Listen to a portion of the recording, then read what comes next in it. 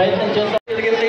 దాంట్లో ఆర్టీఓ గారు, కమిషనర్ గారు, పోలీస్ యంత్రాంగం గారికి, ఆర్టీఓ గారికి తెలియజేస్తే వాళ్ళు సదా వాటిని వెంటనే పూర్తి చేయడానికి